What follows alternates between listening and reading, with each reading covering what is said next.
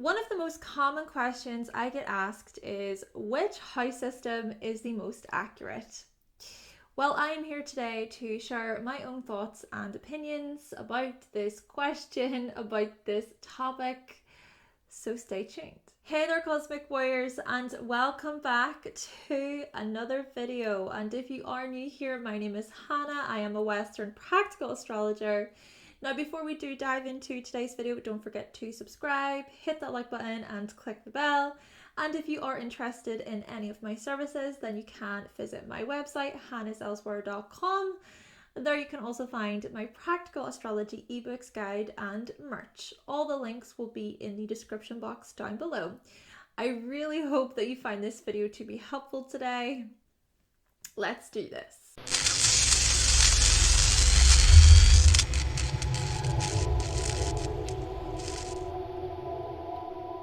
Okay, so my short answer to this question is, it depends. And it's a lot more complicated than you might think. So let's explore this in more detail.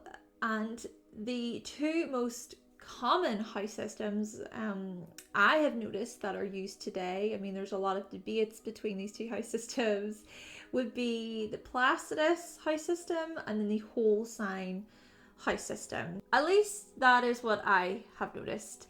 And many astrologers also use the equal house system and Koch. I hope I'm pronouncing that one correctly, by the way, because I wasn't really too sure about the pronunciation of the Koch house system. Personally, I use whole sign first, but I also read the Placidus chart, and I am willing to really use a different house system as well when requested by clients that I work with. And I do find that the whole sign system is very helpful, accurate, and it can be quite affirming for my clients. This is what I've been experiencing working with my clients. However, if they have an interception, okay, so if, for example, you're booking a reading with me and you have an interception and you want to discuss that interception, especially if you have more than one, I will explore that. I will, of course, work with you and we will explore those interceptions, and then even looking at the duplicated signs / houses, all that good stuff. Personally, I believe both whole sign and Placidus to be valuable. They can both be pretty valuable, pretty helpful. But in terms of accuracy, I think it depends on the purpose. I think it depends on the person as well. And the thing is, of course, when it comes to astrology, it isn't just one size fits all. Some people may relate more to their Placidus chart, others may relate more to their whole sign chart, other people may relate more to their Koch chart. Essentially, I think it's about just having an open mind. I think it's about being able to explore the different house systems and really seeing, you know, what suits your needs, what relates most for you, what information is the most accurate for you. So I will be exploring these house systems and I'm going to try my very best to break them down, and then you can kind of see for yourself. You know, you can maybe go and do your own research, you can look these house systems up, and of course I will not be touching on every single house system, but I'll talk more about the house systems in a moment, though I do wish to talk more about the accuracy side of things. So let me put it a different way for further understanding. Often there are debates between the validity of Western versus Vedic astrology. Western astrology uses the tropical zodiac and focuses on the seasons, whilst Vedic astrology uses the sidereal zodiac and focuses more on the exact positions of the planets in the visible sky. They have two different astrological calendars and zodiac dates. There are professional and world-renowned Western astrologers and also professional and world-renowned Vedic astrologers but which is most accurate? Some will proclaim Western is, others will proclaim Vedic is. But of course, it doesn't just stop there when it comes to the different types of astrology. Even thinking about, the Chinese zodiac, okay? You could look more into that.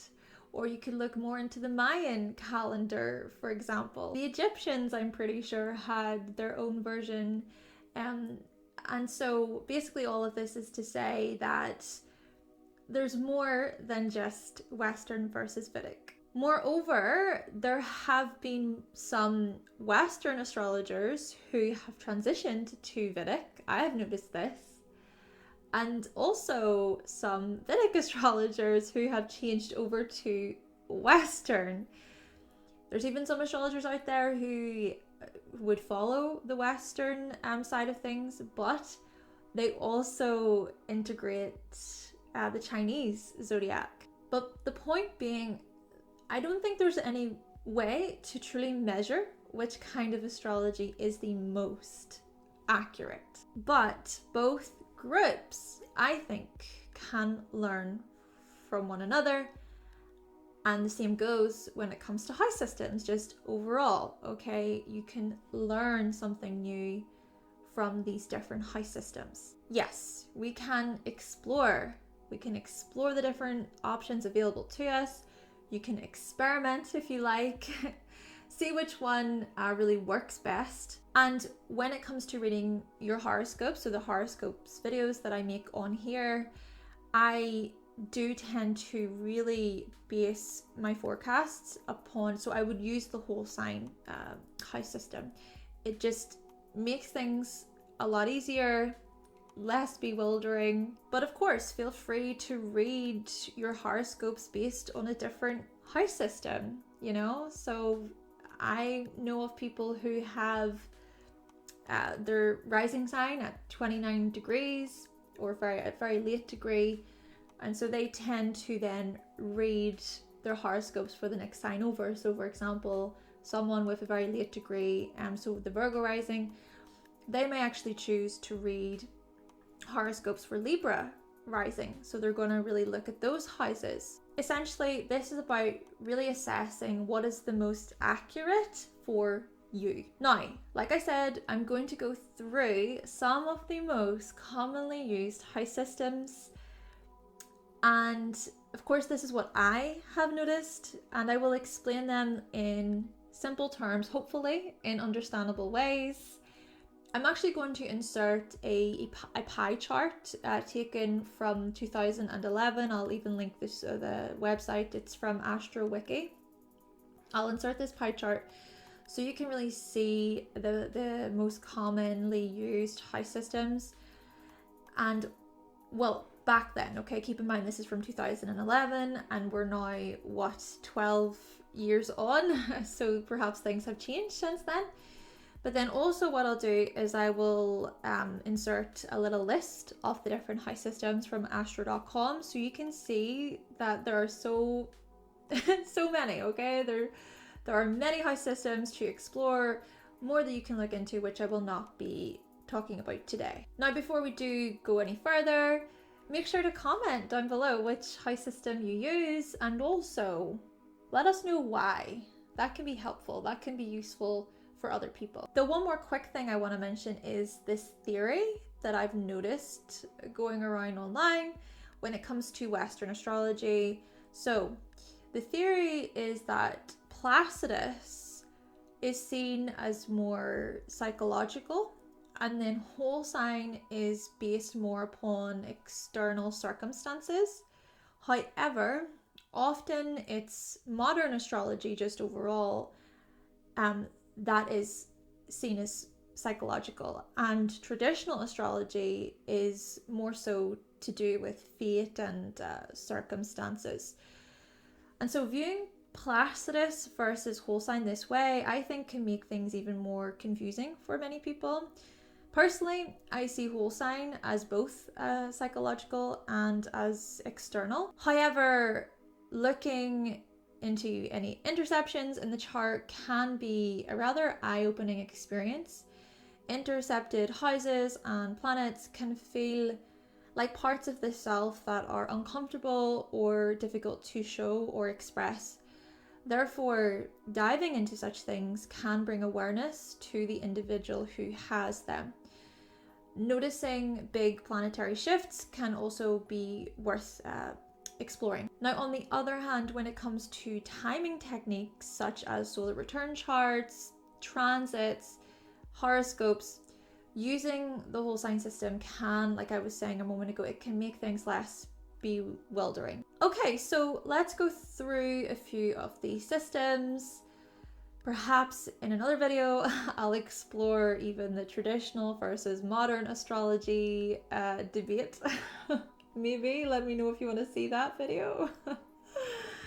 Okay, so there are many house systems, like I said, that astrologers use to interpret the birth chart, and the size of the houses can change depending on the system that's being used.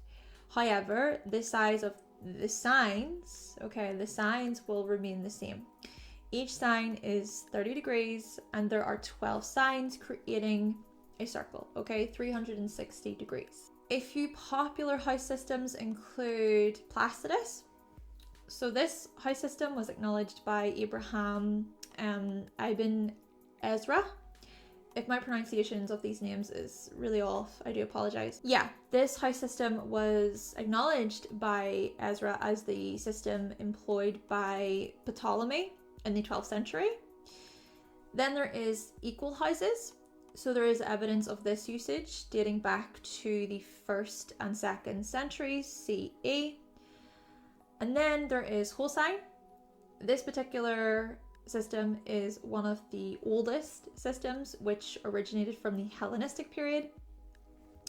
Now, some other systems include Koch, which was named after Walter Koch and invented by Frederick Sansinger and Heinz Spech throughout the 20th century. And then also there is Porphyry. This system has connections to scholar and philosopher Porphyry. So let's go over these systems one by one. And of course, there are others, but these are the main 5 that we're going to be covering today. And I will provide all the sources that I use in this video in the description box down below. But again, do your own research. The house systems are then split into 3 types of systems. We have ecliptic, spatial, and temporal. Whole sign and equal house are ecliptic systems. Ecliptic systems are divided based on the ecliptic and are linked to the earliest forms of house division. Think back to ancient Babylon. The houses run parallel to the signs of the zodiac along the ecliptic. Every house aligns with the entire sign. So starting from the ascendant, whatever sign is on your ascendant, that will be the first house for you. The AC will reside within your first house. Then whatever sign is on your second house cusp, the entire second house for you will comprise of that sign. So for example, I have a Virgo rising, I have Virgo in the first house, I have that Virgo AC in the first house, then I have Libra in the second house, Scorpio in the third, Sagittarius in the fourth, so on, so forth. Then the descendant will always be opposite, it will always oppose the ascendant. The DC then is located in the 7th house. So the AC and the DC axis runs from east to west, east being the AC and then west being DC. Now, when we look at the midheaven, the MC and then the Emum Coli, the IC axis, these are a little more tricky, This is because the IC isn't always located in the 4th house and the MC isn't always located in the 10th house. So the 4th house contains the nadir, and the 10th house contains the zenith. So the zenith shows the 90th degree between the AC and the DC, and then the nadir is going to be directly opposite the zenith. And when looking at the medium coli, aka the midheaven, okay, and then looking at the imum coli, the MC shows the intersection of the sun's path with the meridian. And so this creates a dividing line between the east and the west. Keep in mind, this location of the MC can change, and then opposite the MC is the IC. So whilst the MC is typically located in the 10th house and the IC is typically located in the 4th house, many people have the MC in the 9th, 11th or 12th house, and then the IC in the 3rd, 5th or 6th house. But get this, the MC can even be located in the 8th or the 7th, and then the IC in the 2nd or the 1st. So I looked this up. I was really curious. And when I entered Longyearbyen in Norway as the birth location, okay, this is very north, this placed the MC in the 7th, and it also flipped the horizon. Okay, so typically houses 1 through 6 are below the horizon, and then houses 7 through 12 are above the horizon. But with this particular location, things were flipped around. And this makes sense because Longyearbyen in Norway is the world's northernmost city. Very interesting. But the point being, there are cases when your MC/your IC are in houses 1 or 7. So yeah, that is basically whole sign explained. So let's now move on to the equal house system. So in this particular system, your ascendant starts off your 1st house, and each house is exactly 30 degrees. Therefore, each house is going to start in a different sign at the same degree as your rising. So for example, if you have a Scorpio rising at 14 degrees, your 2nd house will start at 14 degrees in Sagittarius, and then your 3rd house will start at 14 degrees in Capricorn, so on and so forth. And so the 10th house cusp is going to square the ascendant, okay? Because as the AC starts at 14 degrees or from 14 degrees, so does the 10th house. And also the 10th house cusp does not coincide with the MC.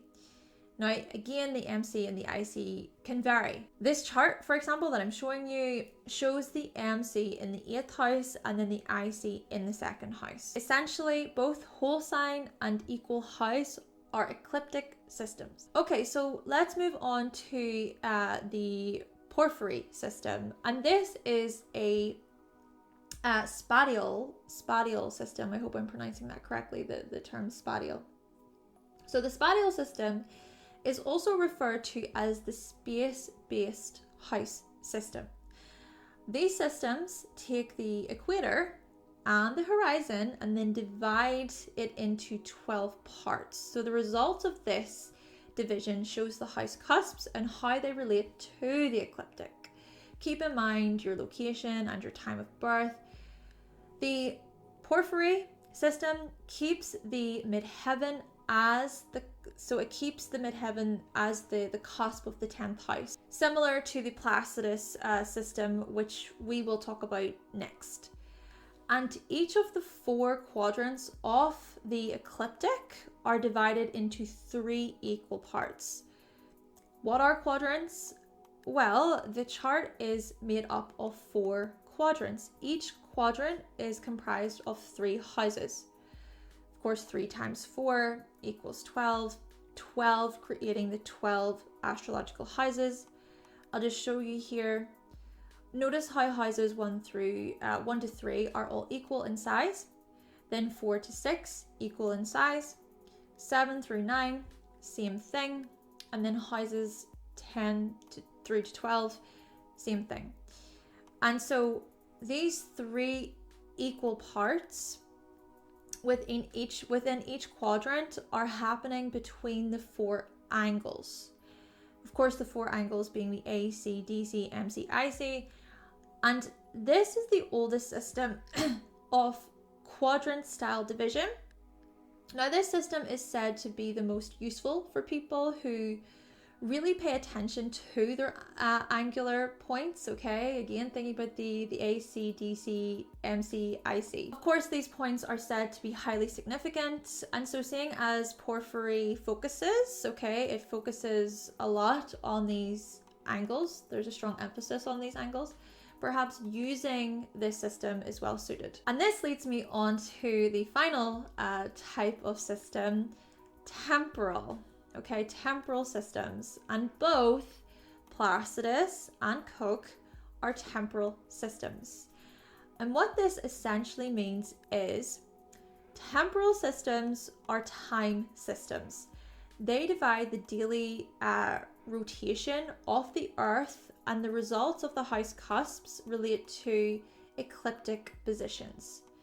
Quick side note here, Placidus and Koch are also quadrant house systems, also called unequal house systems. Both of these systems are a form of house division that utilize the degree of the meridian as the midheaven.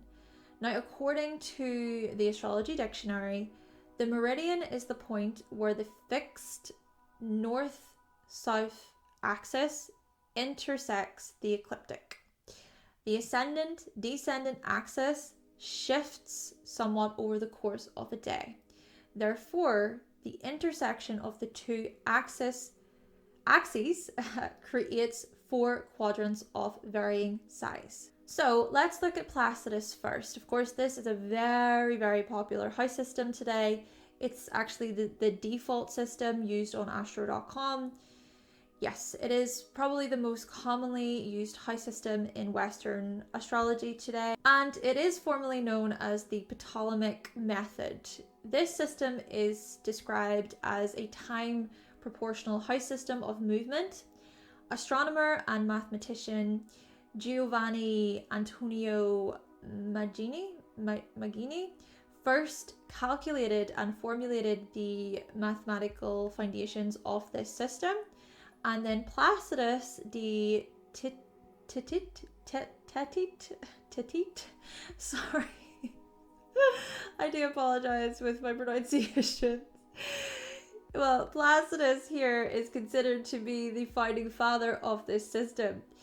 But the essential idea is that the conditions laid out by Ptolemy for the primary directions are used to really formulate and calculate this house system. Though, just focusing here on Ptolemy for one moment, Ptolemy saw the universe as a set of nested spheres orbiting around the Earth. The Ptolemaic system is a geocentric cosmology. This system starts by assuming that Earth is stationary and at the center of the universe. However, in 1543, Nicholas Copernicus proposed that the sun was at the center, not the Earth. Still, according to NASA, an astronomer named Eudoxus created the first model of the geocentric universe around 380 BC. According to Tu Wander, the Placidus system was popularized by the Catholic Church as an argument for Ptolemy's geocentric theory of the solar system in the campaign against the heliocentric theory. So, in this particular system, the AC is on the cusp of the first house, and then the MC is on the cusp of the 10th house. This is similar to the Porphyry system as previously mentioned. So how it works is house cusps are marked in 2-hour increments from the birth time. So every 2 hours, a new measurement is made. So for example, I will just use my own chart for this one. I have a Virgo rising at 15 degrees. Then if I was to fast forward 2 hours to find the degree of my 12th house, okay, we're going the other way here, that would be then Leo. Okay, when you go 2 hours ahead, that would find the degree of the 12th house there. And yeah, that would, the 12th house cusp for me would be Leo. Then another 2 hours, you would then look at the degree of the 11th house cusp, and then I have Cancer there. So this continues for 12 hours until the 7th house cusp has been marked. And the angles of these 6 houses are then extended to make up the angles of the 6 remaining houses. And because each house is laid out according to the amount of time each of the signs spends on the horizon, this results in unequal houses.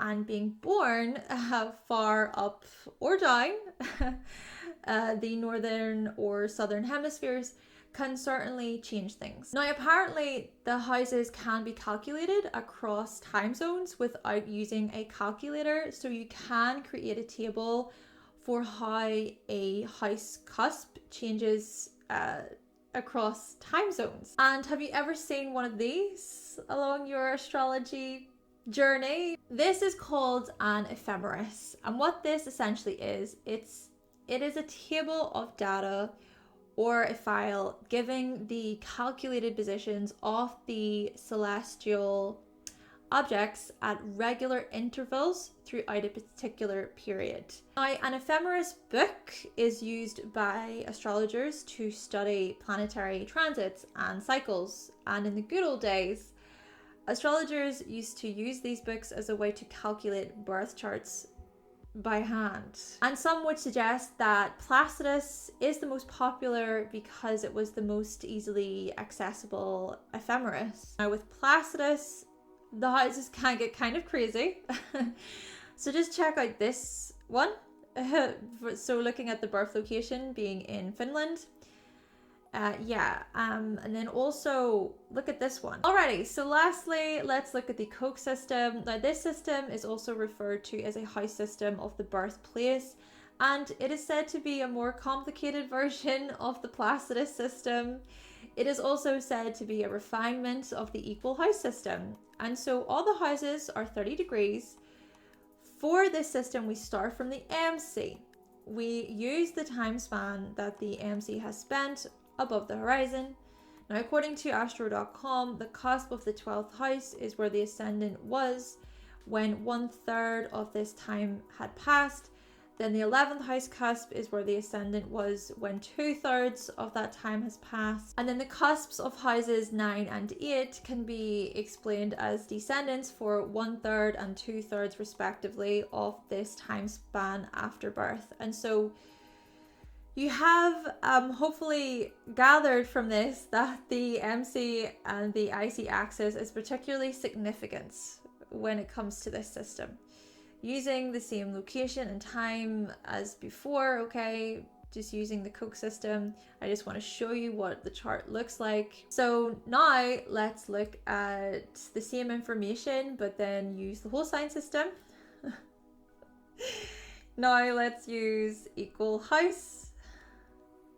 And then let's look at Porphyry. And then one final look at Placidus. So I hope you can notice the differences here in these systems. I hope I've been able to simplify things and explain things. But again, do your own research here. But before I do close off, there are many practicing astrologers in modern times who still use the same components that were developed during the Hellenistic period. So thinking about whole signs. I personally prefer whole signs. I use it in my practice. But I'm also open to using other systems, especially when requested to do so. And also, I'm still going to look at the more modern day planets, let's just say the modern day rulers in my practice. And the thing about this too that I want to share is, after exploring Porphyry, I wanted to really look at my own chart. I was curious. And so what I did is I looked it up, and I just want to say that I relate so much to this chart. There are some things that when I looked at it, you know, through the lens of whole signs, I was like, yeah, okay, I relate. But Porphyry somehow added in a whole other layer for me. You know, maybe I will use Porphyry more. Who knows? Who knows? This is the beauty of learning. This is the beauty of exploring other systems. And of course, there are many more systems which I have not talked about today. So feel free to explore those. But if you're unsure of which house system to use, you could explore them all, or you could just stick to the one that you're most comfortable with, right? Essentially, I just think it's about finding out which house system suits your needs, your client's needs, if you are an astrologer. And interestingly, there are different types of astrology just overall. I mean, like I said, there's modern, there's traditional, there's evolutionary astrology. Each type can be used for different purposes. Perhaps I will explore more about the different types of astrology in the future. Though just one more thing I want to mention as well before I close off is I have heard a few people mention that using whole signs is lazy astrology, which I disagree with. You could say that I'm biased because I use it, but I don't really see any of the systems as lazy. As I say, explore them for yourself and see what suits. See what works for you. Okay then, Cosmic Warriors, so that concludes my video talking all about these 5 house systems. I really hope that you found this video to be helpful today. Please let me know your thoughts and your feedback, your opinions on today's video. And again, let us know which house system you use and why. But with all that being said, thank you so much for watching. Thank you for subscribing. And of course, if you would like to see more videos from myself and you have not yet subscribed, then make sure that you click that subscribe button and also give this video a like if you did like it today. And I will be back with another video very, very soon.